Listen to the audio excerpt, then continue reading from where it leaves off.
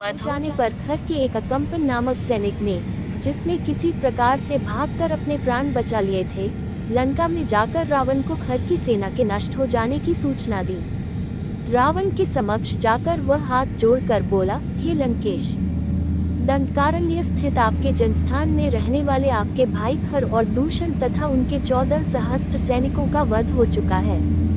किसी प्रकार से अपने प्राण बचाकर मैं आपको सूचना देने के लिए आया हूँ। ये सुनकर रावण को भारी क्रोध आया। उन्होंने कहा, कौन है जिसने मेरे भाइयों का सेना सहित वध किया है? मैं अभी उसे नष्ट कर दूंगा। तुम मुझे पूरा वृतांत बताओ। अकम्पन ने कहा, हे लंकापति, अयोध्या के राजकुमार राम ने अपने पराक्रम से अकेले ही सभी राक्षस वीरों को मृत्यु के घाट उतार दिया। इस समाचार को सुनकर रावण को आश्चर्य हुआ और उसने पूछा, खर को मारने के लिए क्या देवताओं ने राम की सहायता की है? अकम्पन ने उत्तर दिया, नहीं प्रभु, देवताओं से राम को किसी प्रकार की सहायता नहीं मिली है, ऐसा उसने अकेले ही किया है। वास्तव में राम तेजस्वी, शक्तिवान और युद्ध विद्या में पारंगत योद्धा है। खर जैसे रणबांकुरे, जिसकी एक गर्जना से सारे देवता कांप जाते थे, को उनकी शक्तिशाली सेना सहित उसने खेल ही खेल में समाप्त कर दिया। उसका रणकौशल देखकर मुझे प्रतीत होता है कि आप अपनी संपूर्ण सेना के साथ युद्ध करके भी उसे परास्त नहीं कर सकेंगे। मेरे विचार से उस पर विजय पाने का एक ही उपाय है। उसके साथ उसकी अत्यंत रूपवती, लावण्यमयी और सुकुमारी पत्नी भी है। राम उससे बहुत प्रेम करता है। वह अपनी पत्नी के बिना एक पल भी नहीं रह सकता।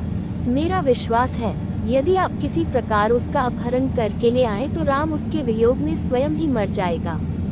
लंकेश रावण को अकम्पन का ये प्रस्ताव सर्वथा उचित प्रतीत हुआ।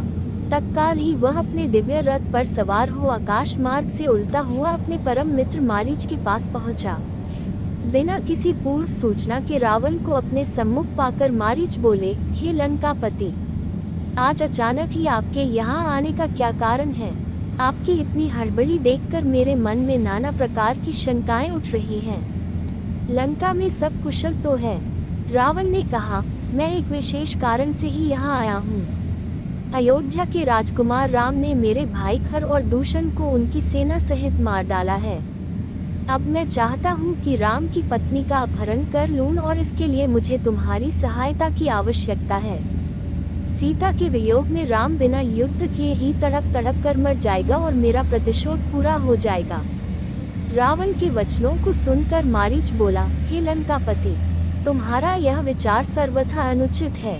जिस किसी ने भी तुम्हें सीता को हरने का सुझाव दिया है वह वास्तव में तुम्हारा मित्र नहीं शत्रु है। राम अत्यंत बलशाली और पराक्रमी है और तुम उससे किसी प्रकार भी जीत सकते। राम के होते हुए तुम उससे सीता को नहीं छीन सकते। उसके अद्भुत पराक्रम के सम्मुख तुम एक क्षण भी नहीं टिक सकोगे। तुम्हारा हित इसी में है कि तुम इस विचार को भूल कर चुपचाप लंका में जाकर बैठ जाओ। मारीच का उत्तर सुनकर निराश रावण लंका लौट आया।